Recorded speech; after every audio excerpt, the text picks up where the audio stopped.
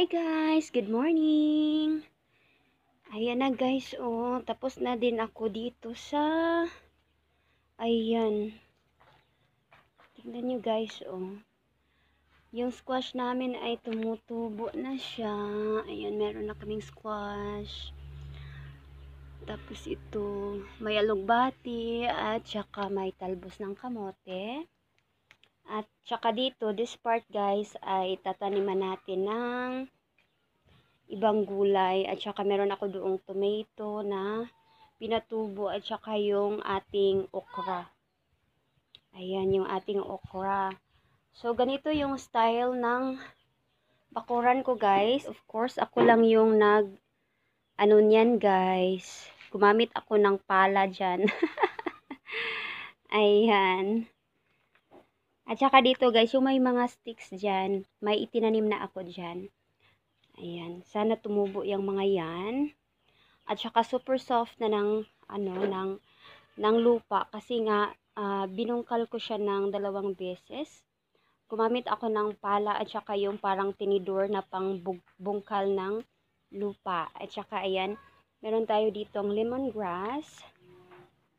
At saka yung aking ano naman, moringa is ayan, napakahaba na ng ating malunggay. So, ayan. Sa na-remember niyo guys, dito yung fence namin is nasira na yun. Kaya pinalitan ko siya ng wire. And yes, of course, ako lang yung nagpalit niyan. Yung wire na yan. Cyclone. Ako lang yung nag-install niyan. So, carry na carry. At saka dito naman, ayan, naglagay ako dito ng talbos ng kamote para umakyat dito sa fence natin. At saka yung aking papaya guys, ayan, super taas na niya. Super laki na. Ayan, umabot na doon sa taas. Hindi ko na siya maabot. But don't you worry guys, kasi meron na tayo ditong baby papaya. Ayan. Dito sa ibaba na parte. At saka dito guys, ayan na. Yung aking ampalaya may bunga na din sa wakas. Yung ating ampalaya may mga bunga-bunga na. Ayun. May isa tayo dito. Ayan, medyo malaki-laki na. Tapos, ito, yung ating pangalawang bunga ng ating ampalaya. Okay, ayan, very, very organic.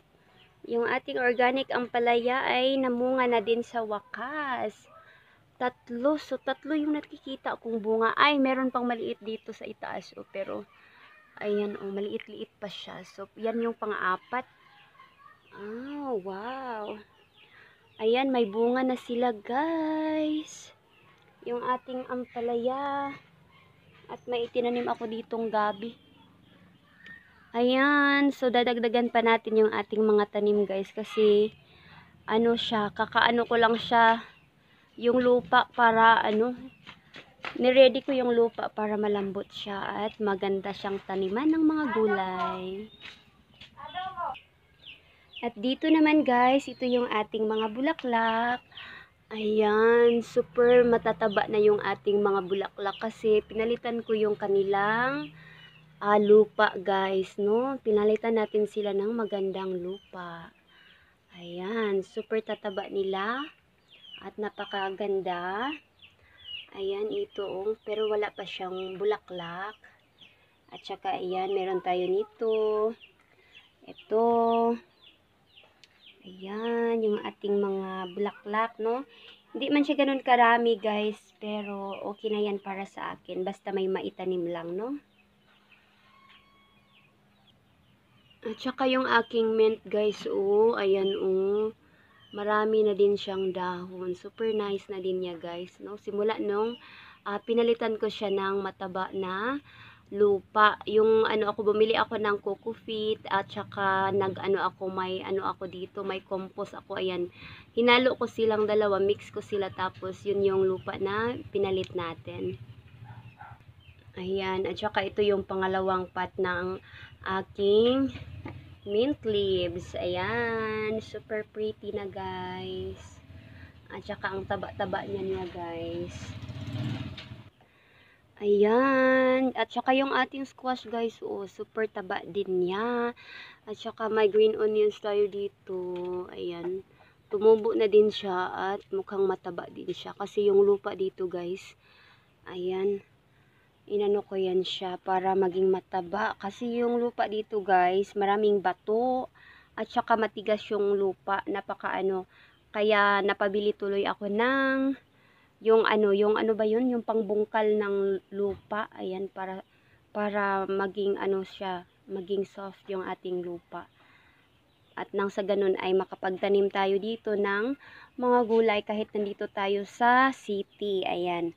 Kasi ito guys, dito sa tinitirahan ko, ito ay isang housing unit lang siya, tapos yung iba is simentado pa yung part na ito sa harapan. Pero yung sa akin, yung pinili ko is yung may lupa kasi gusto ko may maitanim ako kahit papaano, kahit kaunti lang, no, 'di ba?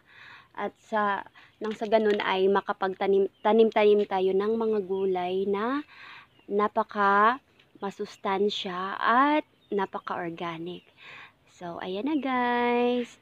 See you in my next vlog. Ayun, ipapakita ko sa inyo next time guys. Kapag dumami-dami na yung ating mga tanim. Ayun, thank you for watching. Thank you po. Enjoy and God bless. Bye-bye. Itong dalawang ito guys, ito yung ginamit ko para pangbungkal ng ating lupa. Kasi yung ating lupa is super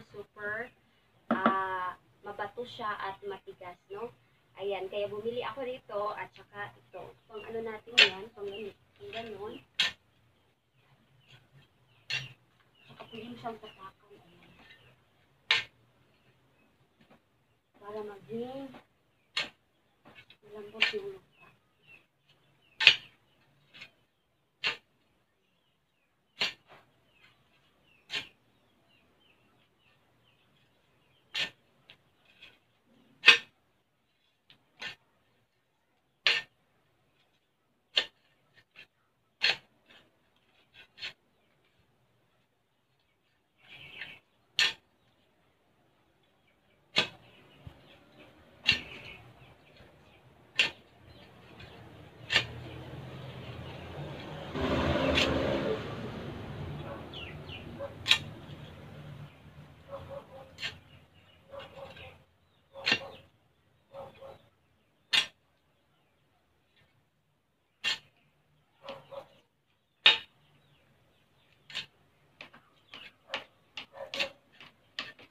Ayan.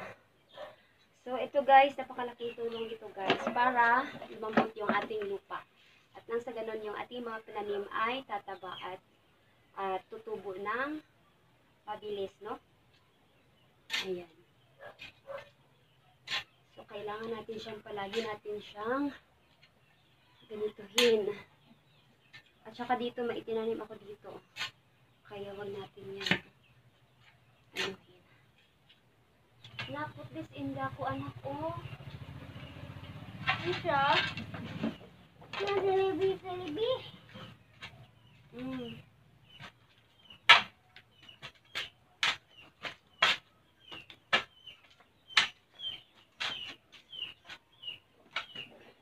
So, ayun, ganun lang yung pagbukal guys. Kailangan natin siyang i-loosen up yung ating soil para maging soft yung ating soil at nang sa ganun ay tumubo yung ating mga tanim na malusog at saka matataba, no?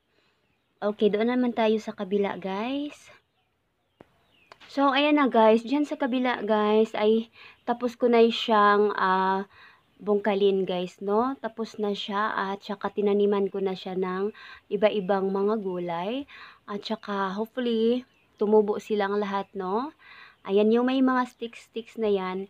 Yan yung mga tinaniman ko ng mga kung ano-ano guys, no? At saka kapag tumubo na yan, saka na natin sila i-arrange or i-segregate natin yung ating mga gulay. Ayan, as you can see, ang ganda na ng lupa na yan. Malambot na siya at saka pwedeng-pwede na siya. Tinaniman ko na nga siya, guys. And Nathan will say hello. Hello. Say hi, everyone. I want to hear. Nathan is just enjoying watching me. So thank you for watching, guys. Bye. See you next time. See you next video soon. See you in the next video, guys. Goodbye.